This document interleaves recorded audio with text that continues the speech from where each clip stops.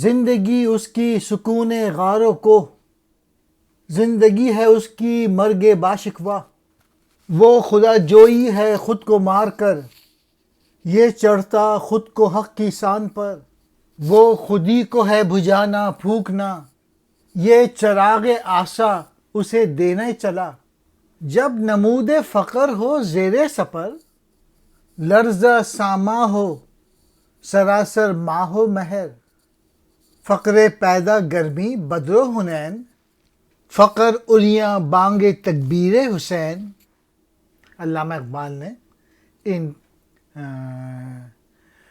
3-4 شعروں میں کمپیئر کیا ہے ایک فقر کافر کو اور ایک فقر مومن کو۔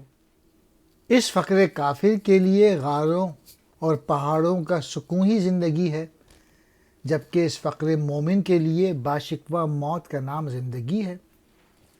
وہ فقر کافر تو ترک بدن کر کے خدا کو ڈھونڈتا ہے، جبکہ یہ فقر مومن اپنی خودی کو حق کی سان پر چڑھاتا ہے۔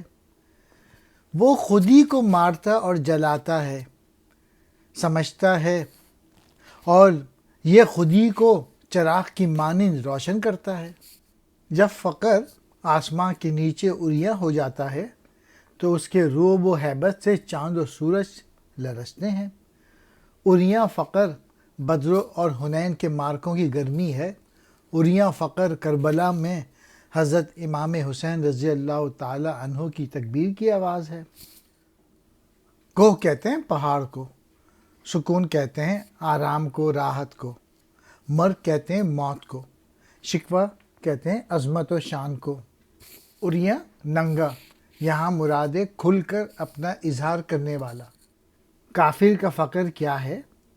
وہ دشت میں تنہائی اختیار کرتا ہے، یعنی دنیاوی ضروریات اور دنیاوی ذمہ داریوں سے خود کو دور رکھنا اور گوشہ تنہائی اختیار کر لینا ہے تاکہ آرام طلب زندگی بسر کی جا سکے۔ اس کے برعکس مومن کا فقر ایسا عظیم فقر ہے جس سے بحر و بر پر بھی لرزہ طاری ہو جاتا ہے۔ مومن جد و جہد عمل میں مصروف رہتا ہے اور باطل قوتوں کو مٹانے میں لگا رہتا ہے۔